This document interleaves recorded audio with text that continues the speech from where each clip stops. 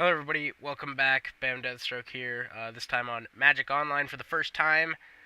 Thank you to everybody that, they were very helpful in me getting Magic Online, so I'm very thankful to those people for convincing me to get it.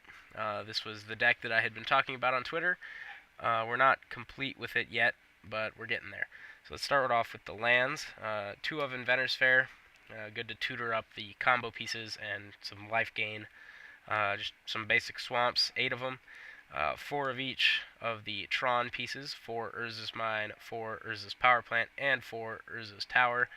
Set doesn't really matter. I just kind of have them set there right now. And 2 wastes. So as we go into the actual deck portion or part, whichever I was trying to say there. We have some mana rocks in Everflowing Chalice and Astral Cornucopia. Not the most efficient mana rocks, but when you're making a bunch of mana with the Tron lands, they work fairly well. Another mana rock that we have is Leadenmere.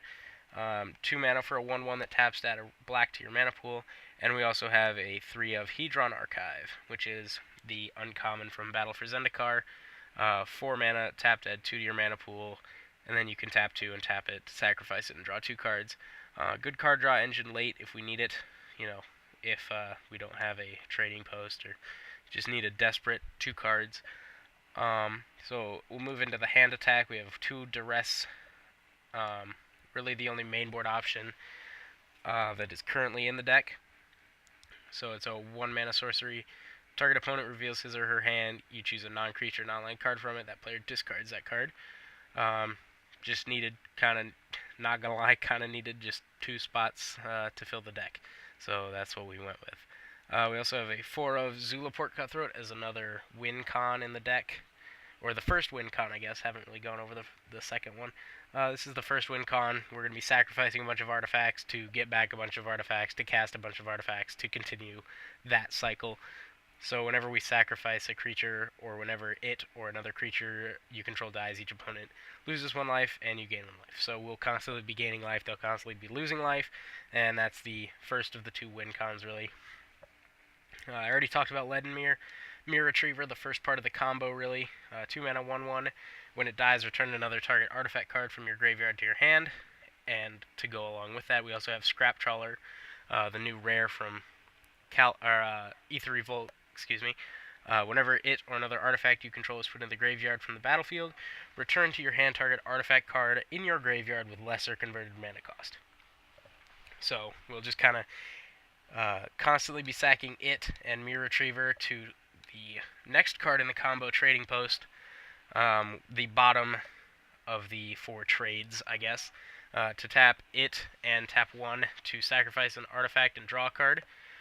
So we can constantly be drawing cards, constantly sacrificing our artifacts to get back artifacts, to cast artifacts with our crap ton of mana. And you might be wondering, well, how do you keep doing that in the same turn? Well, Ether Revolt also gave us that answer with Paradox Engine. So Paradox Engine is a legendary artifact for 5 that reads, whenever you cast a spell, untap all non-land permanents you control.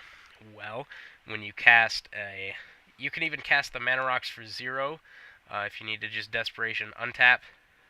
But you tap these Astral Cornucopia, Everflowing Chalice, and Hedron Archive, float a bunch of mana, cast a Duress or a Mirror Retriever, something super cheap, and then you untap everything, and then you just get to, continue to cycle. That also untaps Trading Post, which allows us to continue through that cycle.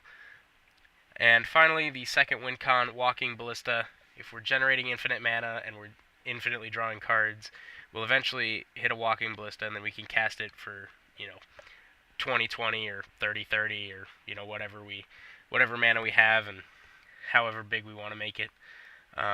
Go to the sideboard here really quick, just touch on that.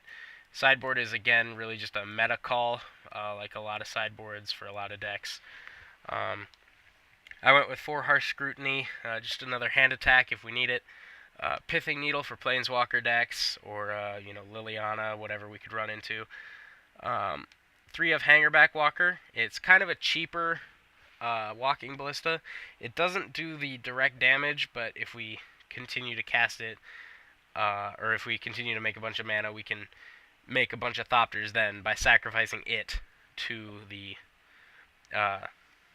trading post. So, yeah, guess we can do that. We can also tap 1 and tap it to put a +1/+1 counter on it, so even if we cast it for like 1/1/1 counter, then we can constantly untap it with Paradox Engine, continuously add 1/1 counters to it.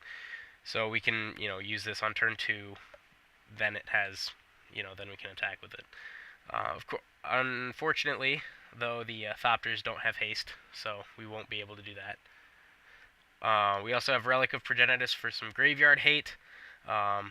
Just kind of a budgety option. I kind of just wanted to go for a budget combo deck.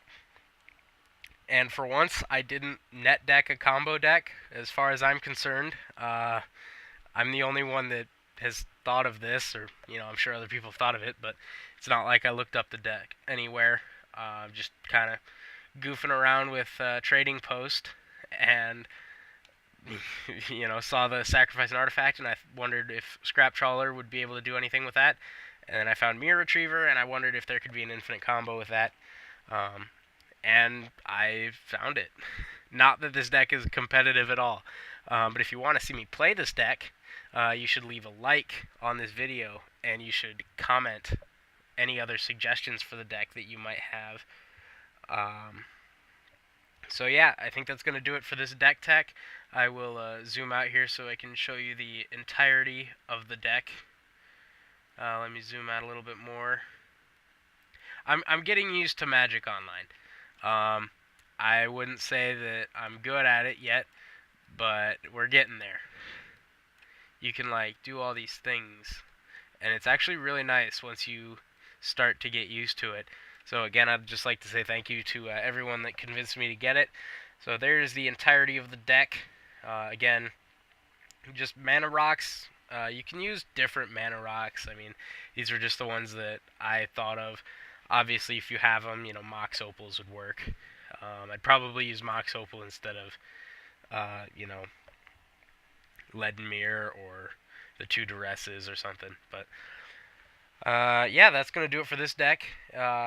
If you're new to this channel, be sure to subscribe for Magic. I mainly do deck techs. I'm looking to do some more versus matchups against friends, just some random people on Magic Online. If you like this deck, be sure to leave a like. If you have any suggestions for it, leave those in the comments. Or if you just want to suggest a different deck tech, or a idea for a deck, a combo, or some sort of, try to keep it modern or standard. Those are really the two that I play. I mainly play standard, but I'm trying to get into a little bit more modern. So yeah, that's about all I have. Leave those suggestions in the comments, and I will see you guys next time.